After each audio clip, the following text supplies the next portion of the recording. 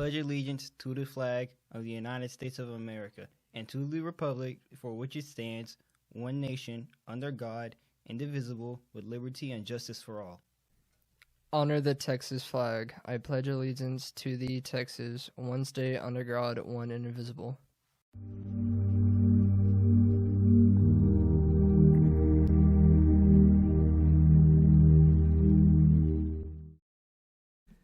Good morning, Tigers. My name is Gavin. And I'm Miguel. And now for the announcements. Students, you must put your name and ID on your notes you drop in the yellow note box in the 90s hall. They're getting so many with no info, and they cannot give you credit if they do not know who you are. Also, remember that this semester, if you go over 9 unexcused absences in any class, parent notes don't count for credit. You will have to do makeup hours or lose credit. Parents may email notes to Ms. Seraphin at kseraphin@mpisd.net. They will need to put your name and ID number in the subject line. Students, please remember, spandex tights, spandex pants, jeggings, leggings, yoga pants may be worn if the shirt drapes the mid-thigh in both the front and the back. Anything other than that will result in a dickie. No outside food allowed on campus. You cannot bring it in the campus or have it delivered. Outside food is not allowed this year at all. If you drive to campus, you cannot hang out in the parking lot or sit in your car. You must immediately go to the courtyard. The stop signs in the school parking lot are a legal sign and are in place for a reason. They are not only for students, but adults too. You must abide by the law and stop at a stop sign. If they wave you in, you are good to go. But do not just fly right by through the sign. It is a legal stop sign, even in the parking lot, just as it is on a public street. Lost and found. If you are missing any items, please come to the assistant principal's office and check the lost and found. Anything not claimed will be disposed of. You have until Friday, January 29th to claim any items. Hi Tigers, I'm Castle and this is Ms. McDowell. And I'm here to ask her a couple questions. Alright, question number 1, what type of jobs can you get from animation? Animation is becoming more and more popular these days just because of all the online social media, advertising, etc. So basically if it's online, it's going to involve animation. Everything from instructional videos for schools and students, corporations doing their marketing, Pixar, Disney, your big films and stuff. So there's really a lot of stuff in there, including teaching and then video games as well. Alright, second question, what technology do you use for animation? Personally, in our class, we use a blend of different things, but it's all in the Adobe suite just so they can all talk to each other. It's Adobe Illustrator, Adobe Animate, and Character Animator. Question number 3, how do you teach your students how to animate? Animation actually starts with graphic design because until you know how to build, let's say, an object or an animal or a character, you can't make it move. So the first part we start with is the graphic design in Illustrator, and then move into making it move with simple walk cycles, making a character follow a background, that sort of thing. And then we just kind of build on different skills from there. Question number 4, what type of schools would be open to animation students? This one's a little tricky because not all schools have a full-fledged animation department, if you will. I won't say it's new because it's been around since the early 1900s, but as far as careers, it's a little bit new. My suggestion would be finding a school that's all about like a graphic arts or fine arts school that has a built animation department with several different degrees or certifications. Otherwise, you might get a couple design or animation classes, but they won't have like the full-on suite for a degree. Well, thank you. Appreciate it.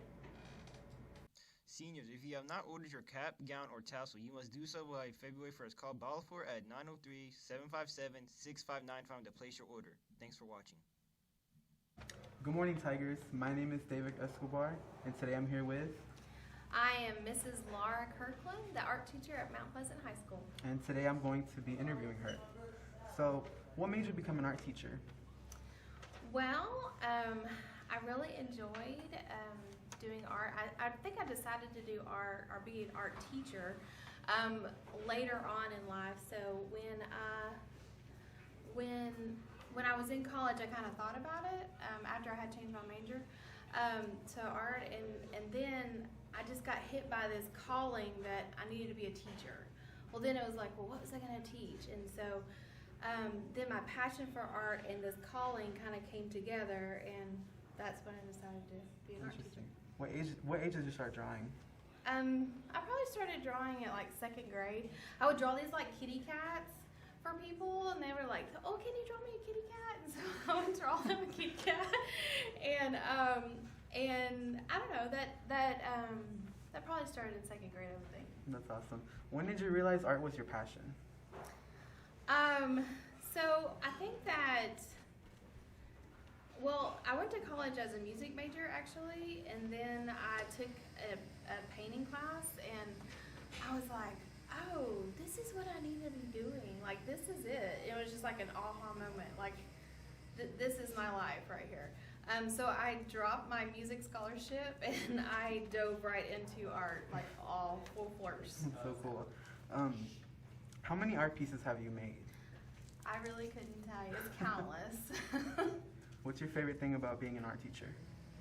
My favorite thing about being an art teacher would have to be the moment when a kid has really put in a lot of work, and they have that pride in their face, like they did such a good job. Like, you know, like they get it, they understood it, all came together, and they have that pride in their eyes. So cool. Why should students join this program? Well, I think that art is more than just creativity and art. Like, I think it's about problem solving. And so if you learn how to problem solve, I think that that's a life skill. So no matter if you love art or don't necessarily, I think that this is an important class because learning how to problem solve things, like issues, really helps you be a more well-rounded adult. Thank you. And I'm here with Rafael Garcia. And today I'm going to be interviewing him. What made you join art? I joined art because I always liked to draw since I was a little kid. I always had that inspiration in me. What age did you start drawing at? I started drawing around 6, 7. What's your favorite thing about art? The way I can make my own world and not a piece of paper and stuff. What's the hardest thing about art? Trusting the process. What's your favorite piece you've ever made? This is my favorite piece of art. I have worked more than 24 hours on it, and it's very hard to see the end product at first, but you always have to imagine what's gonna happen with it. But and as I said, you have to trust the process. Very interesting. And lastly, what's one thing you learned in art? To be persistent and just keep working with it. Work with what you got, and you can make great things. All right, thank you. Thanks for watching.